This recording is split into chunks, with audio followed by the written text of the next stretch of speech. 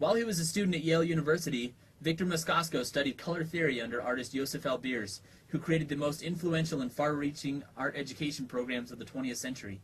As a professional graphic designer, Moscosco contravened Albers' theories of color interaction and was another artist who liked to push letter forms to the point of cacography. It should be noted, though, that Moscosco was the first artist of the psychedelic poster era that had any formal art training. He knew the rules of graphic design, and he broke the rules with intentional travail. Moscosco started by using techniques other artists of the movement used, but split off to create visual intensity through the use of form and hot color that were unique to his works. When he realized that concert promoters Chet Helms and Bill Graham were printing and selling thousands of his posters every month internationally, he started Neon Rose, his own poster production company, so that he could maintain jurisdiction of his own poster designs. Rick Griffin grew up in Los Angeles, and from an early age hypothesized the work of renowned 1950s pinstriping artist Von Dutch. Von Dutch's eyeballs became a frequent interloper in Griffin's work. After high school, he followed a cartooning bug. He drew for Surfer magazine and left his mark wherever he went. From bathroom stalls to restaurant walls, his cartoon work was well known throughout the Los Angeles area. But when he created the cartoon character Murph the Surf for a comic in Surfer magazine, he impacted the very core of surf culture. He planned to eventually move to Australia to surf full-time.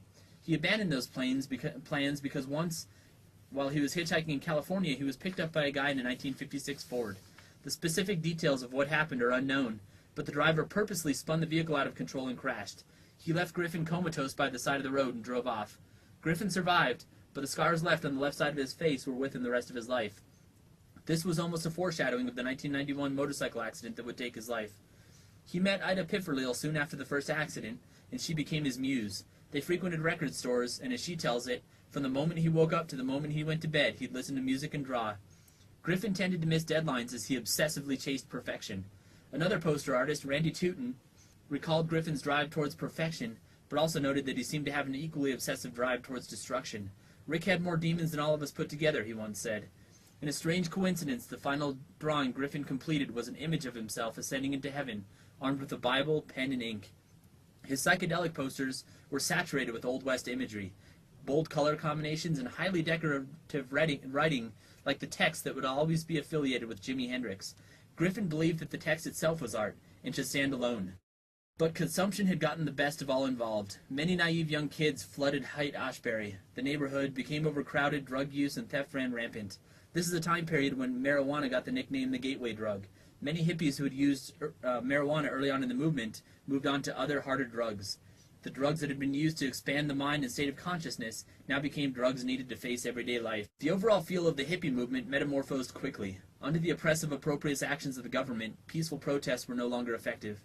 On May 5, 1970, 4 unarmed students were shot and killed during Vietnam War protests at Kent State University in Ohio, days after Nixon announced an insurgent into Cambodia and the expansion of troops in Vietnam. Sam Mackenzie of the Mamas and Papas had written San Francisco at the beginning of the hippie movement. If you're going to San Francisco, be sure to wear some flowers in your hair. It was peaceful, idealistic, and serene. Jim Morrison of The Doors wrote the end, supposedly for an ex-girlfriend. He wrote it at the end of the hippie movement. Father, yes son, I want to kill you.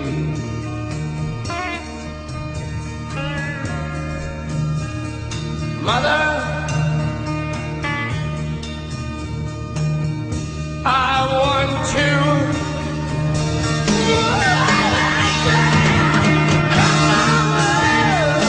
The angry Oedipus-driven song signified a shift away from the peace and love of the hippie movement. The music art of today still shows some of the markings of the artists who made up the Berkeley Bonaparte Distribution Agency. Bright, vibrant colors and semi-legible fonts show up from time to time, such as in this Esperanza album by European musician Manu Chao. Gone are the days of the black and white, fairly boring music art that came before the psychedelic era. A new era in music advertising had begun. What did you learn in school today, dear little boy of mine? What did you learn in school today, dear little boy of mine? I learned that Washington never told a lie. I learned that soldiers seldom die. I learned that everybody's free. That's what the teacher said to me, and that's what I learned in school today. That's what I learned in school. What did you learn in school today, dear little boy of mine?